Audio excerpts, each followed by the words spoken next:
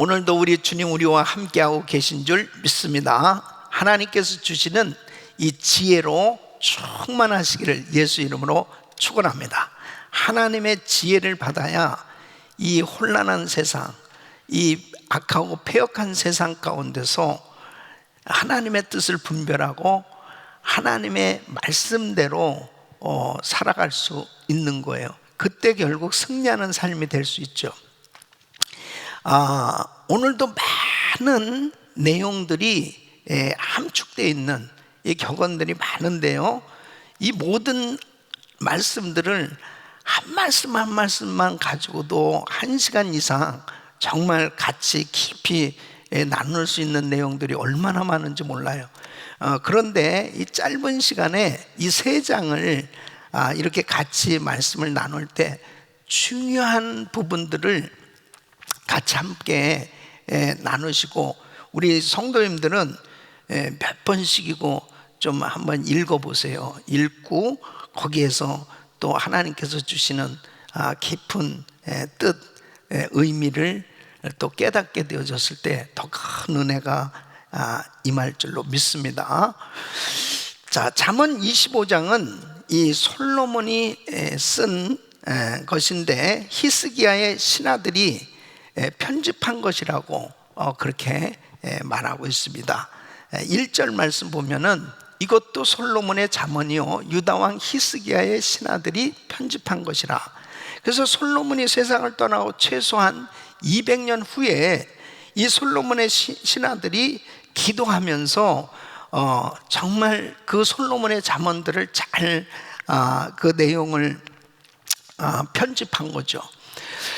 이렇게 후대에게 전해질 수 있도록 이런 말씀들을 잘 편집하고 정리해서 나눌 수 있는 일도 참 귀한 일이라 생각을 합니다. 그래서 무엇이 지혜냐, 2절 말씀 보면 왕이 이를 살피는 것이 지혜라는 거예요. 그래서 이를 숨기는 것은 하나님의 영화요, 이를 살피는 것은 왕의 영화니라. 여기서 보면 이를 숨기는 것은 하나님의 영화예요. 무슨 뜻일까요? 하나님은 우리에게 하나님의 뜻 전부를 다 알려주시지 않습니다. 그렇기 때문에 하나님의 그 위대성이 있는 거예요. 그래서 하나님을 더 가까이 하고 하나님 앞에 간절히 기도하는 것은 하나님의 뜻을 알기 위함이죠. 그 하나님의 깊은 뜻을 깨닫기 위해서 오늘 새벽에도 하나님의 말씀을 상고하고 하나님 앞에 더욱더 기도하는 성도들에게 하나님께서 함께 해주시고 그 지혜를 더해 주실 줄로 믿습니다. 하나님의 그 깊은 뜻을 깨달으려고 몸부림치는 삶이 바로 성도의 삶인 거예요. 그래서 바로 하나님께서 그렇게 우리에게 성령 충만을 부어주시는 것은 성령은 하나님의 깊은 것까지라도 통달하셨느니라 그랬습니다. 그래서 성령으로 기록된 하나님의 말씀을 성령 충만한 가운데 성령님의 도우심으로 바로 성령의 기름 부으심이 너희를 가르치리라 그랬습니다. 그래서 하나님 앞에 늘 성령 충만함으로 기도하면서 하나님의 말씀을 상고할 때, 또 기도할 때 하나님의 뜻을 조금씩 알아가고 또 그 뜻을 깨닫게 되어졌을 때 우리는 정말 놀라운 이 말씀의 축복 가운데 승리하는 삶을 살 수 있는 겁니다. 그러면 왕의 지혜는 뭐냐? 바로 왕이 일을 살피는 것이다. 이것이 바로 왕에게 있어서는 뭐라고요? 영환이라 그랬습니다. 그러니까 왕은 백성들을 잘 통치한, 나라를 잘 통치하고, 그 나라를 잘 통치한다는 것은 백성들을 위해서, 그러니까 안으로 백성들이 평안하게 잘 살 수 있도록 경제와 모든 치안과 이런 것들을 전부 돌아보면서 바로 이 백성들을 잘 돌보고 또 외부적으로는 외교와 국방을 통해서 결국은 이 백성들을 잘 보호하는 거죠. 이것을 잘하는 왕은 결국 존경을 받는, 백성들에게 존경을 받는다며. 그래서 집안이고 회사고 교회고 나라고 할 것 없이 이 지도자는 정말 부지런히 그 공동체를 잘 섬기는 것, 이것이 바로 지혜라는 것입니다. 그래서 이 왕은 이런 정보력 잘 살펴봄으로 인해서 얻게 되어지는 그러한 지혜를 통해서 악한 관리, 부패한 자들, 무능한 관리를 제거하고 쓸만한 사람들로만 주변에 두어야 그 모든 통치를 제대로 잘 할 수 있다는 것입니다. 그래서 4절로 5절 보면은 은에서 찌꺼기를 제하라. 그리하면 장색에 쓸만한 그릇이 나올 것이요, 왕 앞에서 악한 자를 제하라. 그리하면 그의 왕위가 의로 말미암아 견고히 서리라. 그랬습니다. 지혜는 바로 이 지도자들이 지혜를 얻게 되어지면은 사람을 잘 관리할 수 있는, 그리고 동역할 수 있는 이러한 지혜를 얻을 수가 있단 말이죠. 그러니까 아무리 통치를 잘하다가도 나중에 보면은 결국 사람 때문에 그 통치가 잘못되어지는 경우가 참 많이 있는 거죠. 대한민국만 해도 이승만 대통령이나 박정희 대통령이 정말 큰 업적을 남겼습니다. 나라를 민주주의 국가로 세우는데 큰 공헌을 했죠. 가난한 나라를 정말 그래도 그 가난을 물리치고 잘 사는 나라로 만드는 그 초석을 이룬 분이 또 박정희 대통령인데, 나중에 보면은 결국은 주변 사람들, 간신들, 이 부패한 자들, 이런 사람들이 주변에 있어서 결국은 같이 다 무너져 버린, 마지막에 결국 망가졌던 것을 볼 수 있습니다. 그래서 정말 지혜가 뭐냐, 주변을 잘 살펴보는 것이 중요해요. 그리고 바른 사람들을 제대로 잘 세워야 그 통치가 열매를 맺으면서 오래 그렇게 갈 수 있다는 거죠. 또 지혜가 뭐냐, 권세자 앞에서 자기를 높이지 않고 낮추는 것이 지혜라는 것입니다. 또 6절로 7절 보면 왕 앞에서 스스로 높은 채 하지 말며 대인들의 자리에 서지 말라. 이는 사람이 내게 이리로 올라오라고 말하는 것이 내 눈에 보이는 귀인 앞에서 저리로 내려가라고 말하는 것보다 남이니라.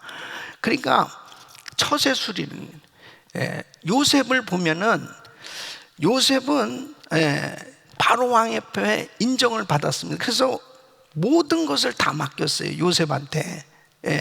왕의 인장 반지까지 맡겼잖아요. 너 마음껏 통치하라는 거예요. 그래서 이 요셉이 정말 통치를 잘했어요.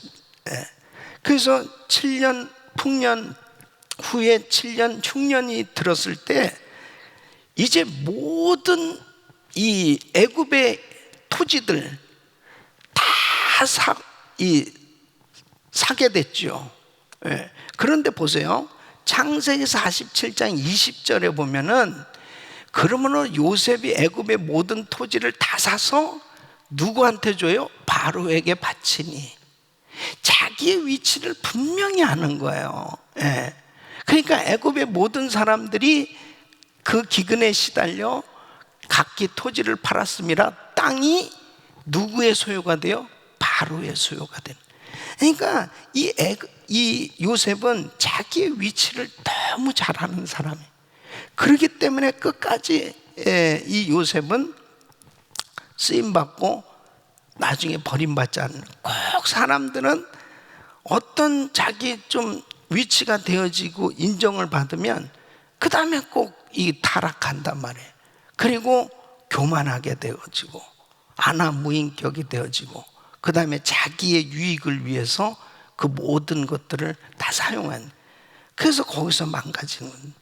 그러니까 지혜로운 사람은 항상 자기의 위치를 알고 자기의 분수를 알고, 그리고 항상 겸손하게 자기를 낮출 수 있는 그 사람이 결국은 끝까지 인정을 받는다. 이것도 지혜죠. 예.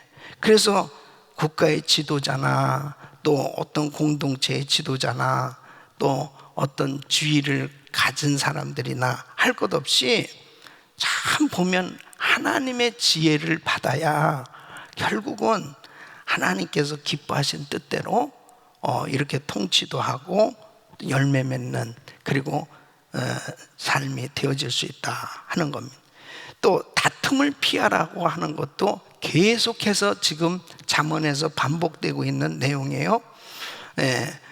8절로 10절까지 보면은 너는 서둘러 나가서 다투지 말라. 마침내 내가 이웃에서 욕을 보게 될 때에 내가 어찌할 줄 알지 못할까 두려우니. 너희는 이웃과 다투거든 변론만 하고 남의 은밀한 일은 누설하지 말라.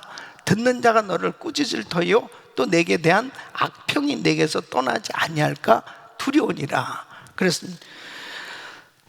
또 뿐만 아니라 이 지혜는 경우에 합당한 말을 하는, 이 언어 생활에 참 성공하는 것이 이 지혜다.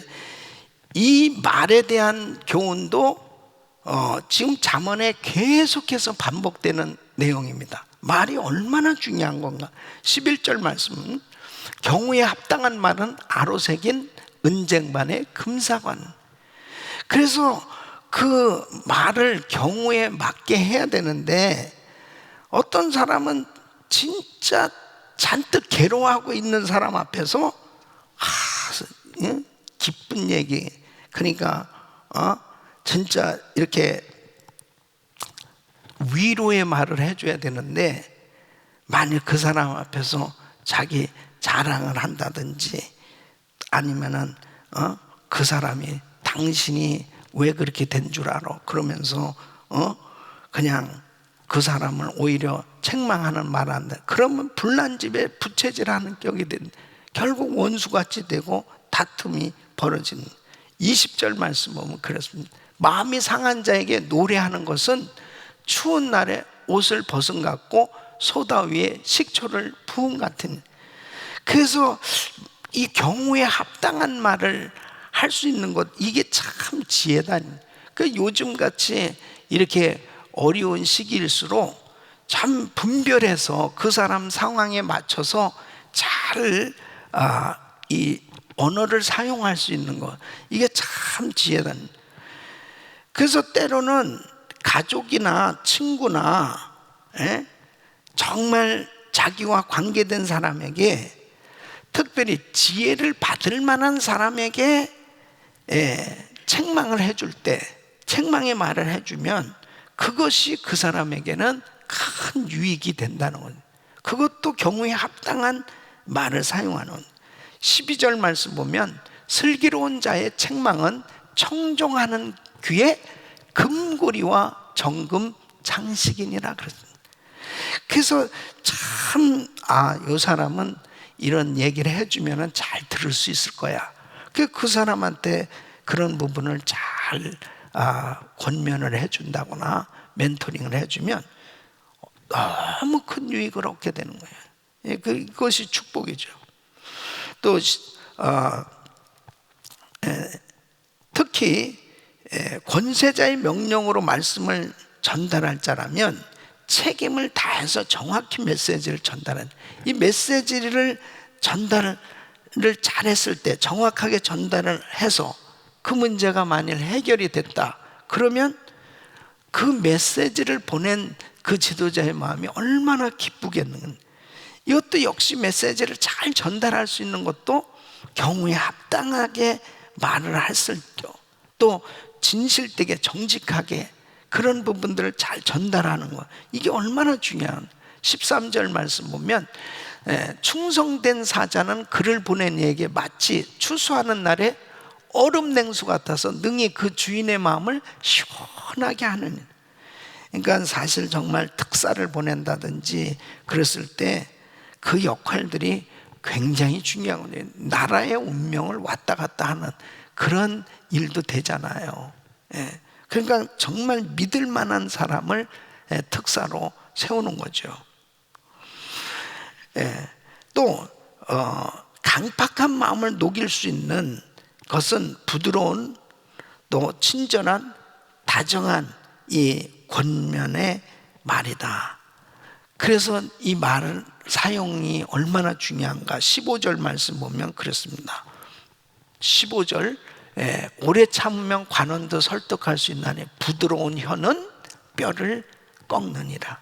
이게 경우에 합당한 말을 사용하면서 정말 부드럽게 친절하게 또 따뜻하게 그런 그 마음으로 상대를 사랑하는 마음으로 이 언어를 표현했을 때 강팍한 마음도 녹인다는 거예요. 그 관계가 아름답게 된다는 거예요.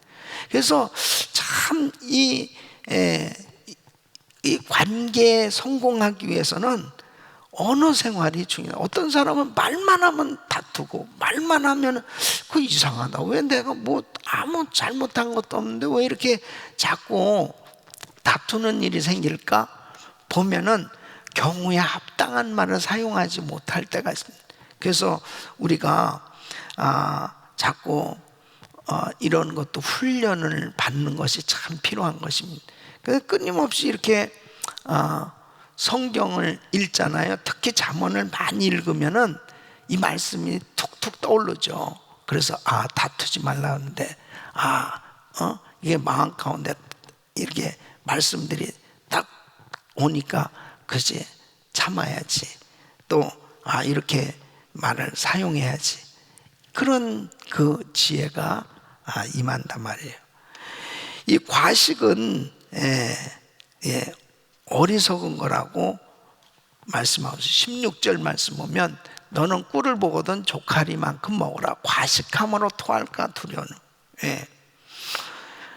요즘 행복 나눔을 그 음식으로 이렇게 많이들 나누는데 너무 행복은 한데 과식을 해서 요즘들 나는 요즘 확진자가 그렇게 많아요. 그래서 그게 무슨 말인가 그랬는데 확 쪄버렸다. 하도 먹어가지고. 또 이웃과의 관계에서도 관계를 잘하려면 자주 신세지는 이웃이 되지 말라는. 자, 17절 말씀. 17절 말씀. 너는 이웃집에 자주 다니지 말라. 그가 너를 싫어하며 미워할까 두려우니라. 지혜로운 사람은 절제할 수 있어요. 절제. 자, 그 다음에 계속해서 이 언어 생활에 있어서 그 강조인데 거짓 증인, 이 거짓 증거하는 거, 거짓말로 관계를 훼손하는 거, 이런 것들이 다 어리석은 일이다. 18절 말씀 보면은 자기 이웃을 쳐서 거짓 증거하는 사람은 방망이요 칼이요 뾰족한 화살이. 23절 보면 23절 북풍이 비를 일으킴같이 참소하는 혀는 사람의 얼굴에 분을 일으키는. 이것도 역시 경우에 합당한 말을 사용하는 것에 해당되는 겁니다. 자, 이것도 계속해서 반복되어지는 말씀 가운데 하나인데요. 아내를 다투는 여인으로 만들지 말라는 거예요. 다투지만 24절 말씀 보면 다투는 여인과 함께 큰 집에서 사는 것보다 움막에서 혼자 사는 것이 나으니. 이것도 계속 강조되는 거죠.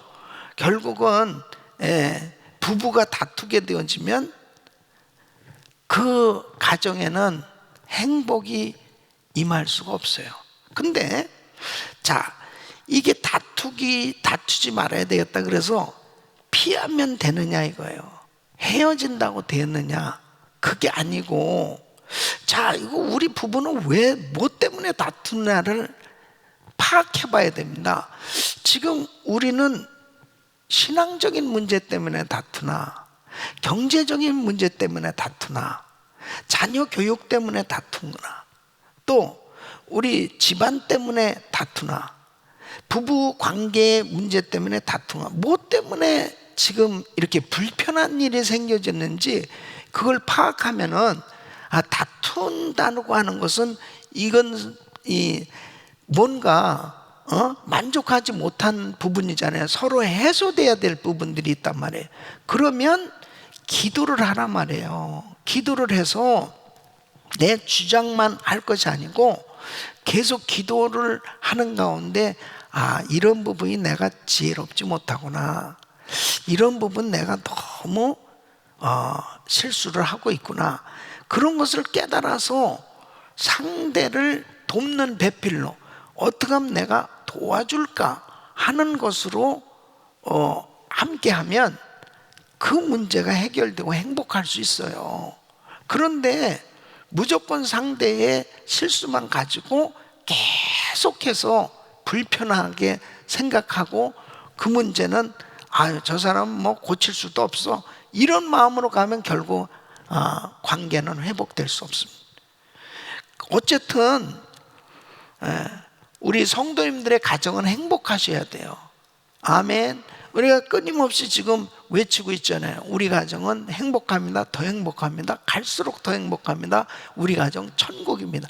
이렇게 계속 외치고 있는데, 정말 우리 성도님들의 가정이 천국이 돼야 되거든요.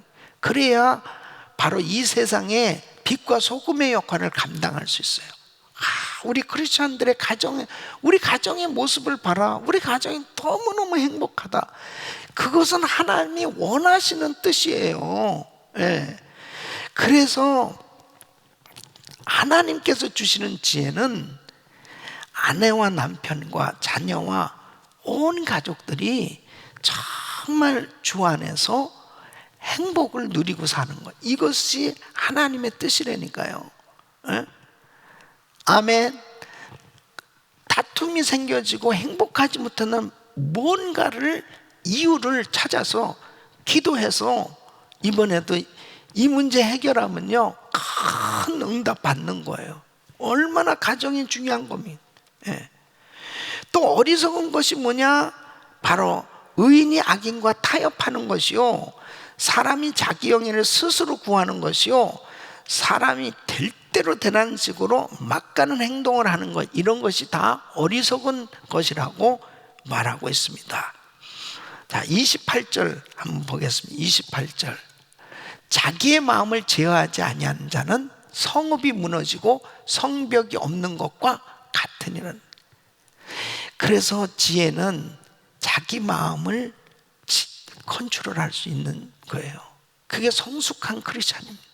예, 말하고 싶지만 절제하고, 내가 행동을 얼마든지 할 수 있지만 지혜롭게 절제하고, 이것이 바로 우리 신앙인들이, 성숙한 신앙인이 열매 맺는 삶이 되어진 그런 중요한 요소다. 자, 26장, 잠언 26장은 자, 1절을 한번 읽어보겠습니다. 1절 시작. 미련한 자에게는 영예가 적당하지 아니하니 마치 여름에 눈 오는 것과 추수 때에 비 오는 것과 같으니라. 뭐예요? 영예를 아무에게나 주지 말라는 거예요. 오히려 그와 남에게 해가 된다는 것입니다. 그러니까 하나님 모르는 사람에게 영적인 명예로운 직분을 주면 안 돼요. 그것은 결국은 감당하지 못하기 때문에 하나님의 영광을 가리게 된다는 것입니다. 그래서 명예로운 직분을 얻기를 사람들은 다 원하지만은 준비가 되는 것이 중요한 것입니다. 그런 직분에 맞게끔 내가 다른 사람들에게도, 또 자기도 그렇게 감당을 할 수 있어야 하나님께 영광이 되어지는데, 그런 영적인 준비가 안 된 사람한테 그 명예로운 영적인 직분이 주어지면은 오히려 막 이렇게 차라리 안 받은만 못한 그런 안타까운 일들이 생겨지게 된다는 거죠. 까닭 없이 저주가 오지 않기 때문에 저주받은 일을 아예 하지도 말, 그리고 회개하라고 말하고 있습니다. 2절 말씀 보면 그렇습니다. 까닭 없는 저주는 참새가 떠드는 것과 제비가 날아가는 것 같이 이루어지지 아니하니라 그랬습니다.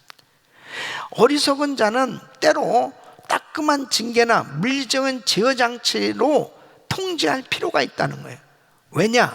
말로만 해서는 변화가 절대 일어나지 않기 때문이는. 3절 말씀 보면 말에는 채찍이요 나귀에는 재갈이요 미련한 자의 등에는 막대기니라 그랬습니다.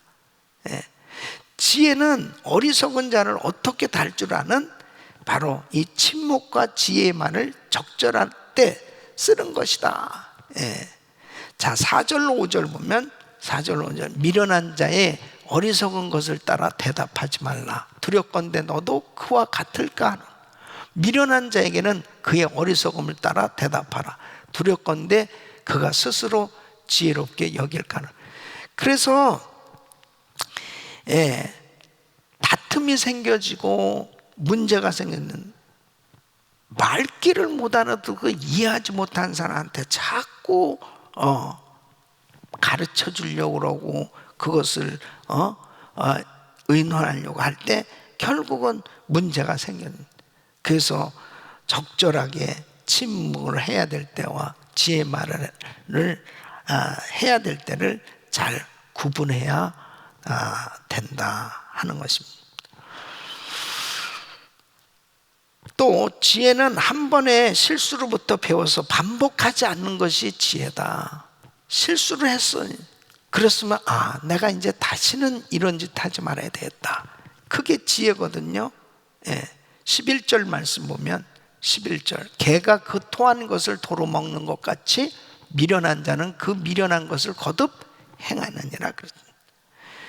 지혜는 또 부지런한 것이다. 게으른 자는 어리석은 자다. 이것도 계속 잠언에서 반복되어지는 내용입니다. 13절로 16절 말씀 보면 게으른 자는 길에 사자가 있다, 거리에 사자가 있다 하느니라. 문짝이 돌저기를 따라서 도는 것 같이 게으른 자는 침상에서 도느니라. 게으른 자는 그 손을 그릇에 넣고도 입으로 올리기를 괴로워하느니라. 게으른 자는 사리에 맞게 대답하는 사람 7보다 자기를 지혜롭게 여기는. 그래서 주님은 우리가 부지런하기를 원하고요. 게으름은 결국 자신에게 주신 하나님의 그 축복을 다 잃어버리게 되어집니다. 요즘 하나님의 말씀을 계속 이렇게 듣다 보면요, 이 말씀이 참 심령 속에 이렇게 새겨지죠. 그래서 아마 성도님들이 새벽 기도 하는데도 참 유익한 것이 뭐냐면 새벽 기도 하고 싶은데 졸리단 말이에요. 그래서 조금 더 잘 것 같으면 말씀이 계속 옵니다. 좀 더 자자, 좀 더 졸자 하는 자에게는 빈공이 속히 오리는. 주여, 저는 부자가 돼야 됩니다. 또 계속해서 18절부터 28절까지가 계속해서 이 언어 생활에 대해서 말씀하고 있습니다. 이 언어 생활 얼마나 중요해요. 말로 남에게 피해를 입혀서는 안 되고, 거짓말하고 아첨하는 이러한 말들은 다 해롭게 하고 망하게 되어지는 것이다 라고 말씀을 하고 있어요. 27절로 28절까지 보면 함정을 파는 자는 그것에 빠질 것이요 돌을 굴리는 자는 도리어 그것에 치이리라. 거짓말하는 자는 자기가 해한 자를 미워하고 아첨하는 입은 패망을 일으키니라. 그래서 이 언어 생활에 대해서도 계속 강조하고 있습니다. 자, 27장 볼까요? 1절 말씀 보면 1절 너는 내일 일을 자랑하지 말라. 하루 동안에 무슨 일이 일어날는지 내가 알 수 없음이니라 그랬습니다. 왜 그래요? 결국 미래의 모든 만사를 주관하시고 그리고 이루어 주시는 분은 하나님이세요. 우리는 미래에 대한 계획을 세우죠. 그리고 그 계획이 이루어지도록 기도하는 것 굉장히 중요합니다.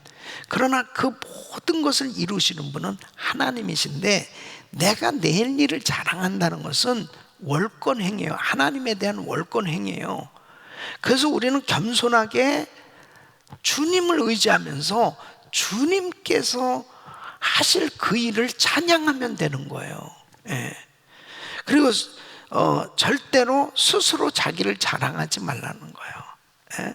2절 말씀 보면 타인이 너를 칭찬하게 하고 네 입으로는 하지 말며 외인이 너를 칭찬하게 하고 네 입술로는 하지 말지니라. 또 이 분노에 대한 것도 계속 반복되는데요. 분노를 피하라는 3절로 4절 말씀 보면 돌은 무겁고 모래도 가볍지 아니하거니와 미련한 자의 분노는 이 둘보다 무거우니라. 분은 잔인하고 노는 창수 같거니와 투기 앞에야 누가 서려. 우리는 정말 이 자기를 절제하는데 바로 이 분내는 거예요.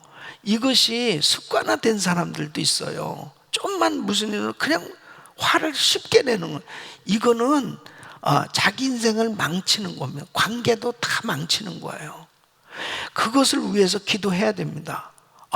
목사님, 저는요 진짜 이렇게 화는 내지만 뒤끝은 없습니다. 그게 무슨 자랑입니까? 뭘 다 죽여놓고서 뒤끝이 없다고 그러면 어떻게 해? 그러니까 그걸 놓고 집중해서 기도하셔야 돼.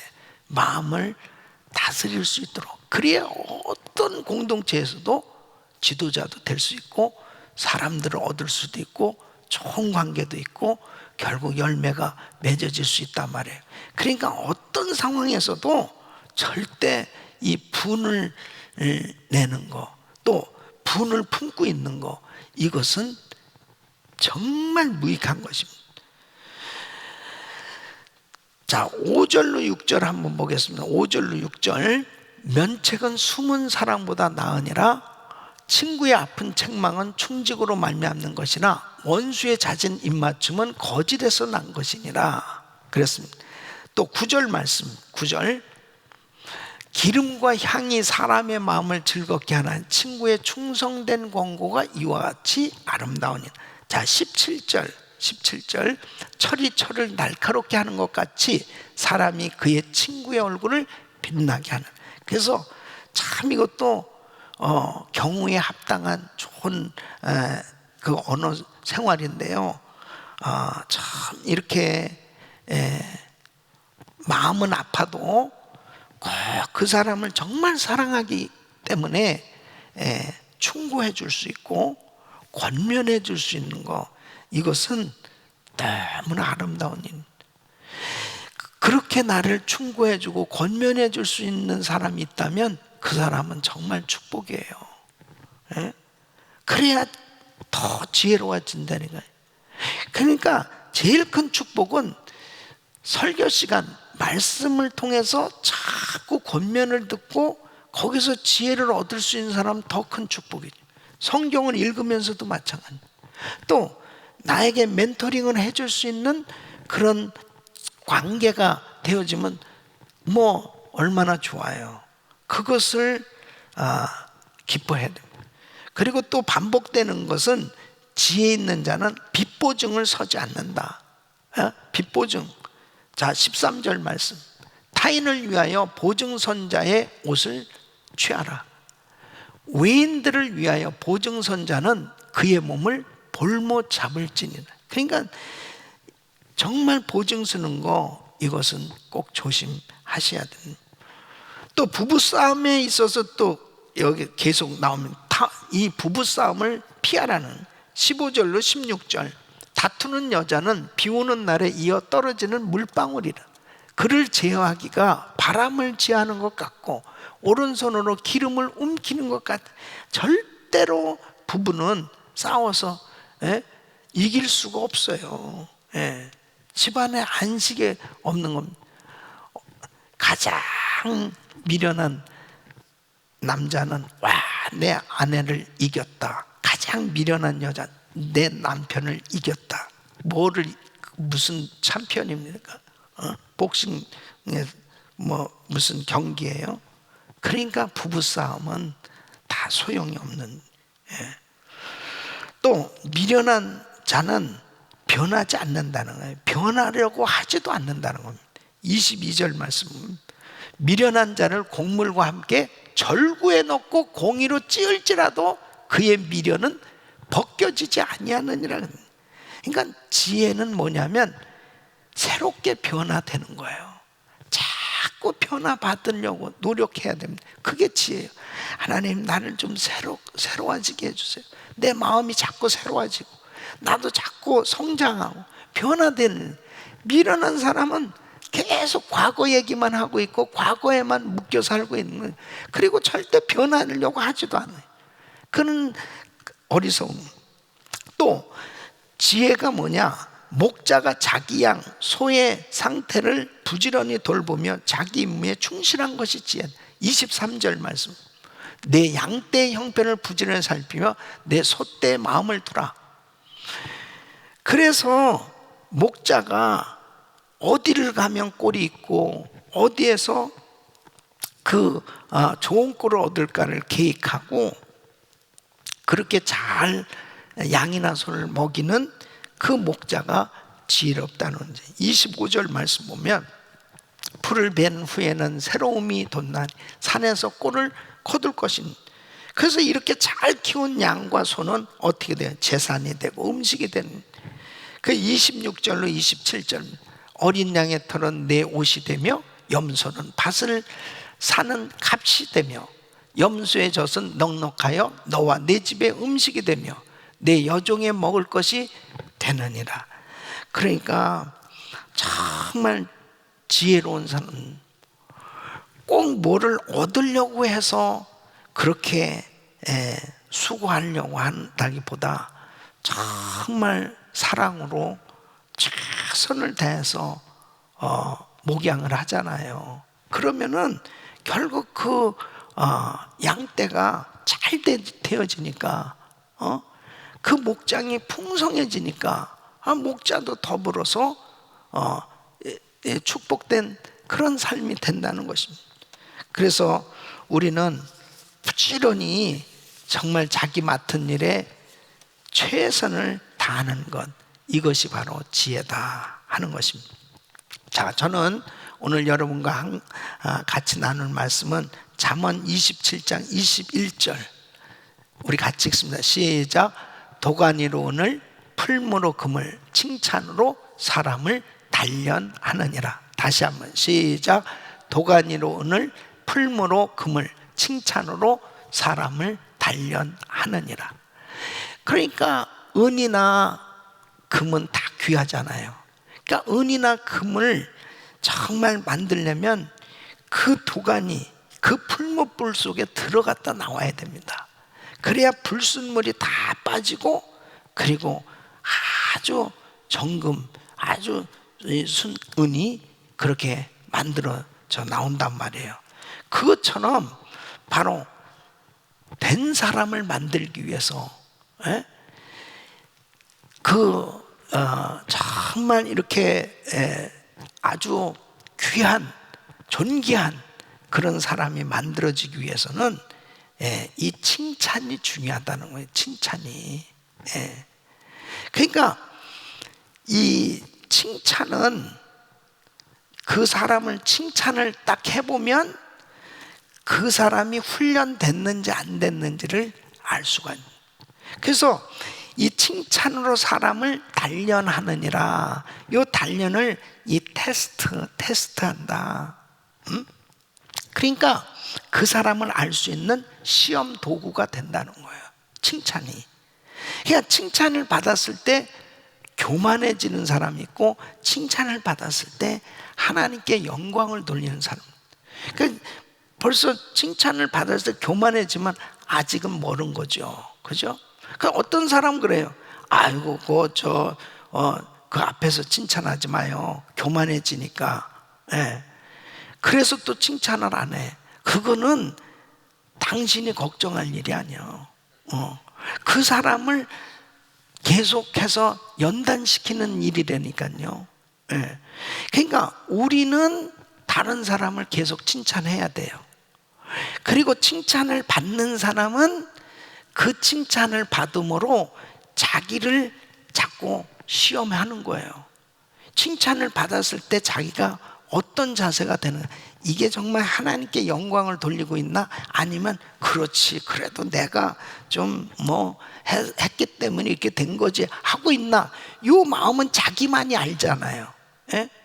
그러니까 그것은 자기가 아는 거지 남이 그렇게 판단하고 할 거는 아니에요. 그래서 칭찬으로 사람을 단련하느니라 그랬습니다. 그래서요, 1950년대 미국의 위스콘신 대학에서 우수한 문학 지망생들이 모임을 가졌답니다. 근데 정기적인 모임을 가지면서 한 그룹에서는 그 어떤 소설에 대해서 자기 그것의 이 결점이 뭐냐, 가차없이 비평을 하는 그 모임이 있어요.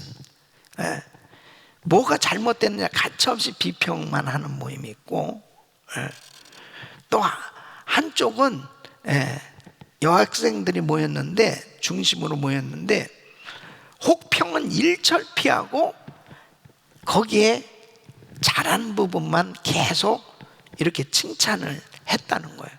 그런데 10년이 지났는데 막 모여서 비평하는 그 그룹에서는 훌륭한 작가가 한 명도 안 나왔다는 거예요. 그런데 칭찬만 한 그 모임에서는 대부분 아주 훌륭한 작가가 나왔다는 거예요. 그러니까 여러분, 모든 사람은 다 결점과 단점과 허물과 약점이 다 있어요. 그러나 또 동시에 좋은 점, 장점, 배울 점, 밝은 점 다 가지고 있습니다. 사람은 양면이 다 있는 거예요. 그랬을 때 바로 칭찬의 원리는 그 사람의 좋은 점, 그것을 부각시켜서 계속해서 칭찬해 주는 거예요. 그랬을 때 그 사람으로 하여금 더 발전하게 되어지는 계기가 된다는 거죠. 그래서 하나님 앞에 위대하게 쓰임받은 사람, 역사적으로 위대하게 쓰임받은 사람들은 모든 장점만을 다 가지고 있기 때문에 그들이 위대하게 쓰임받은 게 아니에요. 어떤 면은 더 부족한 게 훨씬 더 많음에도 불구하고 위대하게 쓰임받았던 그 이유가 칭찬입니다. 칭찬. 엄마가 나를 알아줬든지, 아빠가 나를 알아줬든지, 선생님이 나를 알아줬든지, 누군가가 나를 칭찬해 준 그 칭찬이 자기를 살렸다는 거예요. 그래서 여러분, 그 유명한 책 있잖아요. 칭찬은 고래도 춤추게 한다. 그러니까 그 시월드에 가잖아요. 샌디에고 시월드에 가보면 그 돌고래들이 쇼를 하지 않습니까? 그렇게 묘기를 부릴 수 있기까지는요, 계속 그 훈련시키면서 먹을 걸 주더라고요. 한 바퀴 돌고 오면 꼭 큰 생선을 한 마리씩 입에 넣어줘요. 그게 칭찬이죠. 그러니까 계속 그렇게 잘한다 잘한다 하니까 돌고래도 진짜 그렇게 묘기를 부리더라니까요. 그러니까 하물며 돌고래도 그런데 우리 인간들이야 얼마나 하나님께로부터 많은 그런 지혜와 은사를 받았는데 못할 게 뭐가 있냐 이거예요.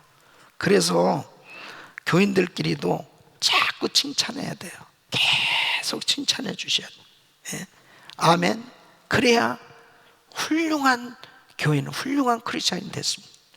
그러니까 이 칭찬은 자꾸 연단을 받는, 이 테스트를 받는 거예요. 그래서 자기가 결국 자신은 남을 칭찬하는 사람이 되고 내가 칭찬을 받을 때는 항상 하나님께 영광, 그리고 이것은 다 하나님의 은혜입니다, 하나님께서 하셨습니다 하는 것으로 다 그렇게 준비가 되셔야 돼. 그러면 칭찬받으면서 산다는 것이 얼마나 큰 축복이에요. 그래서 우리는 그냥 다른 사람들에 대해서 자꾸 칭찬만 하는 거예요. 계속 칭찬만. 할렐루야. 저는 제가요, 이 테스트 받은 것 가운데 제가 처음 40일 금식 기도를 기도원에 올라갔습니다. 근데 3일째 되는 날 그 여자 집사님들이 찾아왔어요. 이분들이 다 신학생들인데, 한영지 어떻게 40일 금식을 해? 세상에 은혜 기도원 생기고 처음으로 40일 금식 기도는, 이야, 믿음 대단하네. 근데 나도 모르게요, 그 칭찬을 받는데 싹 마음이, 제가요 40일 금식 기도 하게 된 거는 이건 한 달 전부터 아침 금식을 해가면서 내가 준비를 했고, 막 줄줄줄줄 내가 뭐 이렇게 막 준비했다고. 그날 저녁에 쓰러졌지. 그 다음날 넷째 날에는 끙끙 앓면서 막 몸살에 뭐 막 하는데, 와, 정말 이제는 뭐 못하겠어요. 근데 그때 전교인 앞에서 40일 금식기도 잘하게 해달라고 김광신 목사님 안수기도까지 받고, 차라리 그냥 조용히 혼자 올라와서 기도하다가 3일 만에 내려가면 되는데, 무슨 망신이요? 40일 하다가 하루 올라갔다가 3일 만에 내려가면. 근데 하자니 앞으로 37일이 남았어요. 끔찍한 거야. 끙끙하는데요, 그때 다 엎드렸습니다. 하나님 어떻게 해야 됩니까? 근데 주님이 그때 네가 하면은 죽는다, 나한테 맡겨라. 그래서 그때 정말 다 맡기고는, 그랬더니 정말 그 몸살기가 그냥 싹 가시고요, 그 다음에 다 40일간 얼마나 정말 은혜 가운데 금식을 그 다음부터 누가 나한테 어떻게 이렇게 하나님께 영광, 하나님께 영광. 근데 그때 같이 금식하시던 집사님이 있었어요. 40일 금식은 이분이 막 벽난로 앞에서 막 이게 신체가 건장하시거든요. 그래서 나도 또 테스트를 해봤지. 어떻게 그렇게 금식을 잘하세요? 한 50일 하시죠. 뭐 못할 것도 없지. 그 다음날 새벽기도 안 나왔어. 그래서 또 찾아갔지. 그랬더니 끙끙 앓고 있더라고. 그래서 아니 50일 하셔야지. 에이, 그런 소리 하지 마세요. 그러니까 칭찬은 사람을 단련한다니까요. 그러니까 뭐 교만해지고 그건 자기가 할 일이고, 그냥 우리는 칭찬만 하면 돼. 계속. 그래가지고 새벽기도 안 나오는 사람들은 신방을 가보시면 알아. 벌써 내가 교만해졌구나. 이건 아니고, 칭찬을 들었을 때 이건 주님이 하셨습니다. 주님 감사합니다. 이런 말, 부족한 사람이 이런 말 들을 수 있는 거, 이거 하나님의 은혜입니다. 하나님이 하셨습니다. 그래서 칭찬으로 사람을 단련하는 거예요. 그래서 그러나 칭찬을 통해서 자기가 깨닫고 자기가 그렇게 훈련되어지는 것은, 그것은 은혜요, 축복이에요. 그런데 자꾸 단점만 계속해서 부족한 것만 끊임없이 혹평만 듣잖아요. 그럼 사람이 주눅이 들어서, 애들도 그렇고 어른도 그렇고 다 주눅이 들어서 그 다음부터 뭘 못해요. 큰 인물이 안 나와요. 그래서 우리는 자꾸 집에서도 우리 자녀들 자꾸 칭찬해 줘야 돼요. 우리 성도들끼리도 그래요. 서로 잘한 점 칭찬해 주고 세워주고, 그리고 다른 사람의 간증을 들으면 어쩌면 저렇게 귀하신가, 할렐루야, 하나님께 영광, 서로 축복해주고 막 그렇게 격려해주고, 이거를 해야 그 축복이 자기한테도 오고 그 칭찬을 받았을 때 얼마나 다 기쁘단 말이에요. 그런데 이 말씀을 제대로 이해하지 못하면 칭찬하면 교만해져 가지고 말이에요, 그 칭찬을 하지도 말고 그러니까 분위기가 싸늘해지는 거예요. 맨날 뭐 비판이나 하고 그냥 뭐가 잘못됐다고 그러고, 그거는 좋은데 그게 문제고 계속, 그러니까 결국 그 공동체는 행복할 수 없어요. 가정에서도 남편을 좀 칭찬해 주세요. 아내를 좀 칭찬해 주세요. 예? 우리 자녀들 좀 칭찬 좀 해주세요. 그리고 뭐 좀 어떤 때 부족하면 좀 안타깝죠. 그래도 자꾸 칭찬을 해주세요. 그러면서 계속 하나님 앞에 기도할 때 하나님께서 더 큰 은혜로 역사해 주실 줄 믿습니다. 그래서 우리 교회는 칭찬하는 교회, 칭찬하는 분위기, 이 행복 나눔 프로젝트도 마찬가지입니다. 서로 격려하고 서로 칭찬해주고 서로 위로해주고, 우리 성도님들이 목사님들 자꾸 서로 칭찬해주고, 목사님들은 성도님들을 자꾸 칭찬해주고, 그게 얼마나 아름다운 공동체가 이루어집니다. 제가 샌디에고 갈보리 교회 부임해 가서, 우리 교회 풍지박산난 교회였습니다. 싸우고 갈라지고 그렇게 다투고 그렇게 어려운. 근데 제가 기도하는데 하나님이 저한테 주신 게 뭐예요? 행복한 교회가 되라는. 그리고 성도들을 계속 칭찬한, 그 장로님들을 계속 칭찬했습니다.